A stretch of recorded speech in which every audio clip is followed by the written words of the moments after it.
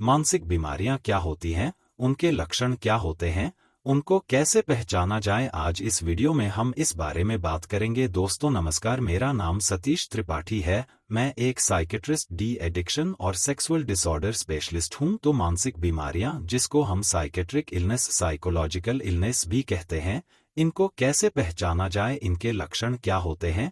आखिर जब भी हम किसी साइकेट्रिक इलनेस के बारे में बात करते, मानसिक बीमारी के बारे में बात करते हैं, तो आमतौर पर 3 डोमस में उसके सिम्टम्स मिल सकते हैं।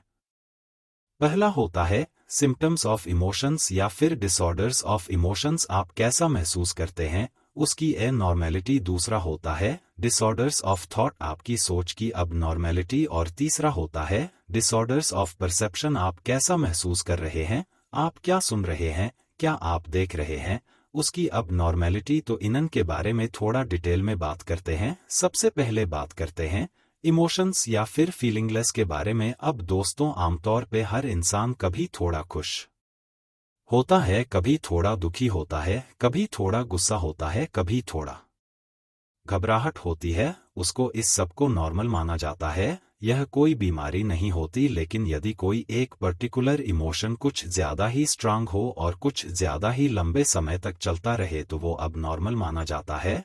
जैसे कि कभी कभार हम सभी दुखी होते हैं या सैड फील करते हैं, लेकिन अगर सैड एक लेवल के ऊपर पहुंच जाए तो उसको हम डिप्रेशन मान सकते हैं या फिर डिप्रेस्ड बोल सकते हैं। तो कैसे डिफरेंशिएबल सैड से 2 शब्दों का इस्तेमाल किया जाता है, persistent and pervasive। So persistent and pervasive sad judge what defines depression। समझते हैं मतलब क्या हुआ इस चीज का। persistent मतलब एक ऐसी उदासी जो कि हमेशा ही है, चले ही जा रही है, हर चीज में है।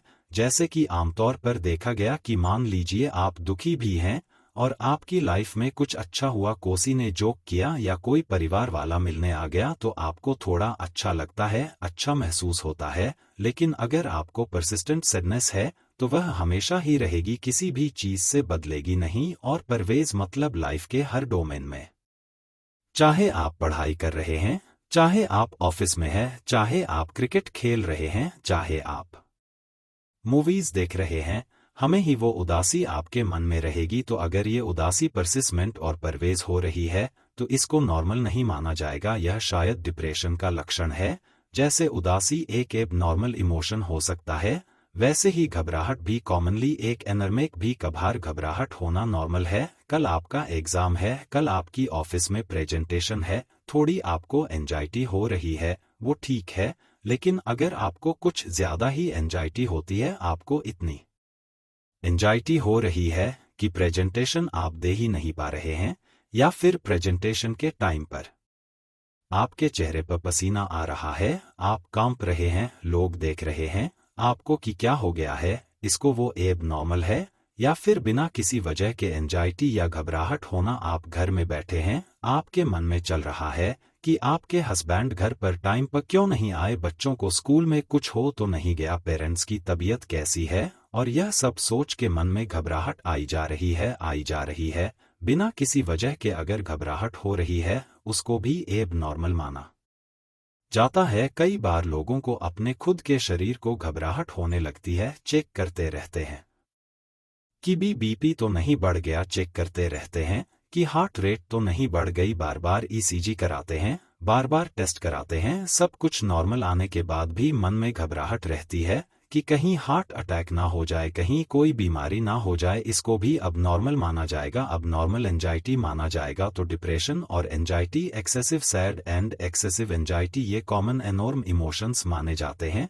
दूसरी बात करते हैं डिसऑर्डर्स ऑफ थॉट के बारे में, जो सोच की ए नॉर्मेलिटी होती है। अब देखिए, एक एनोम सोच की होती है जिसको हम बोलते हैं नेगेटिव थिंकिंग, अक्सर डिप्रेशन के पेशेंट्स में पाई जाती है। इन केसेस में इनके मन में हर चीज के बारे में नेगेटिव थॉट ही आता है, अपने बारे में स्पेशली नेगेटिव थॉट्स आते हैं। इंसान के मन में अपने लिए आता है कि मैंने लाइफ में कुछ अचीव नहीं किया, मेरे में कोई क्वालिटी नहीं है, मैं कुछ कर नहीं पाऊंगा, कोई मुझे पसंद नहीं करता। फ्यूचर के बारे में नेगेटिव थॉट की जिंदगी आगे भी खराब ही रहने वाली है, आगे भी कुछ अच्छा होने के चांसेस नहीं है, कोई मेरी मदद नहीं कर पाएगा। इस टाइप के नेगेटिव थॉट्स एबनॉर्मल माने जाते हैं, अक्सर डिप्रेशन में पाए जाते हैं। थॉट की एक अब नॉर्मेलिटी जो कि स्किज़ोफ्रेनिया में पाई जाती है, उसको हम बोलते हैं डिलन। कई बार इसको शक भी बोला जाता है। लूजन में क्या होता है, पेशेंट को किसी एक ऐसी पर्टिकुलर चीज पर बिलीफ हो जाता है जो कि गलत है, लेकिन उसका बिलीफ टस से मस नहीं होता, बिल्कुल हिलता नहीं है।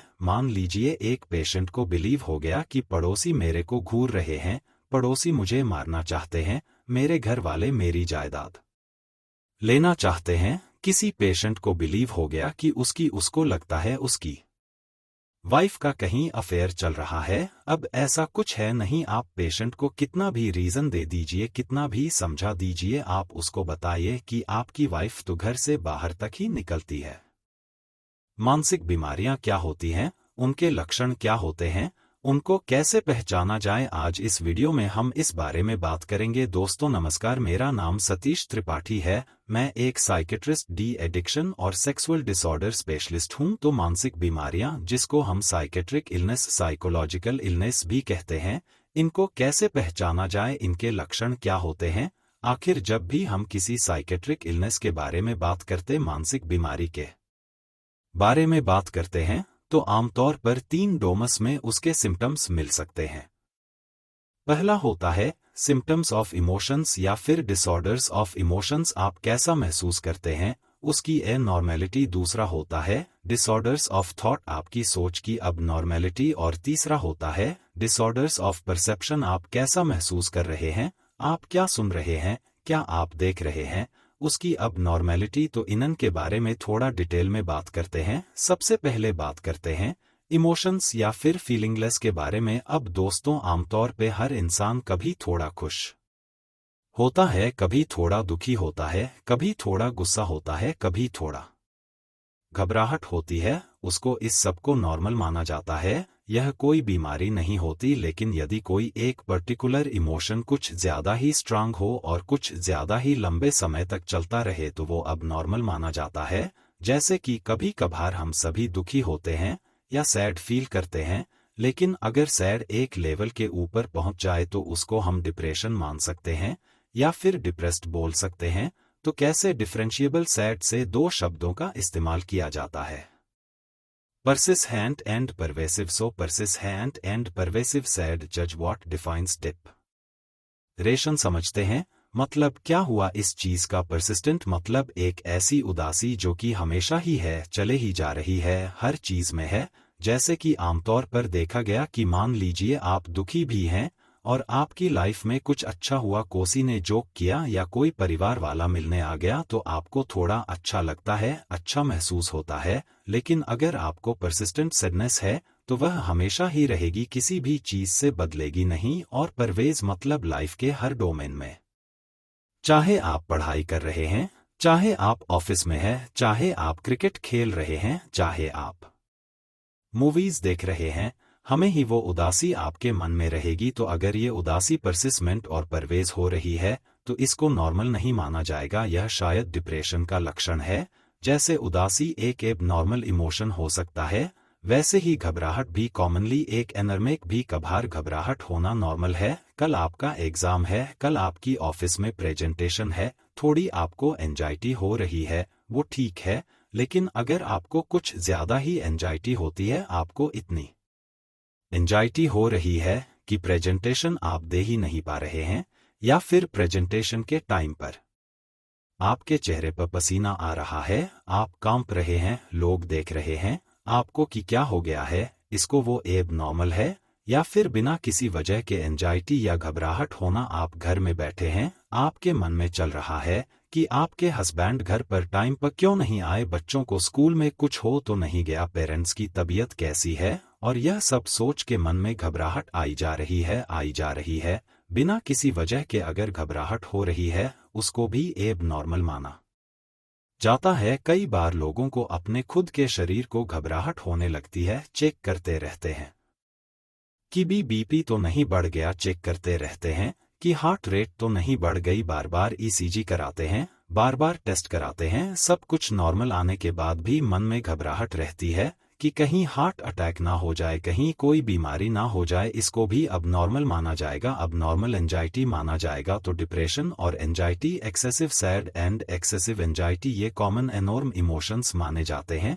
दूसरी बात करते हैं डिसऑर्डर्स ऑफ थॉट के बारे में, जो सोच की ए नॉर्मेलिटी होती है। अब देखिए, एक एनोम सोच की होती है जिसको हम बोलते हैं नेगेटिव थिंकिंग, अक्सर डिप्रेशन के पेशेंट्स में पाई जाती है। इन केसेस में इनके मन में हर चीज के बारे में नेगेटिव थॉट ही आता है, अपने बारे में स्पेशली नेगेटिव थॉट्स आते हैं। इंसान के मन में अपने लिए आता है कि मैंने लाइफ में कुछ अचीव नहीं किया, मेरे में कोई क्वालिटी नहीं है, मैं कुछ कर नहीं पाऊंगा, कोई मुझे पसंद नहीं करता। फ्यूचर के बारे में नेगेटिव थॉट की जिंदगी आगे भी खराब ही रहने वाली है, आगे भी कुछ अच्छा होने के चांसेस नहीं है, कोई मेरी मदद नहीं कर पाएगा। इस टाइप के नेगेटिव थॉट्स एबनॉर्मल माने जाते हैं, अक्सर डिप्रेशन में पाए जाते हैं। थॉट की एक अबनॉर्मेलिटी जो कि स्किज़ोफ्रेनिया में पाई जाती है, उसको हम बोलते हैं डिलन। कई बार इसको शक भी बोला जाता है। लूजन में क्या होता है, पेशेंट को किसी एक ऐसी पर्टिकुलर चीज पर बिलीफ हो जाता है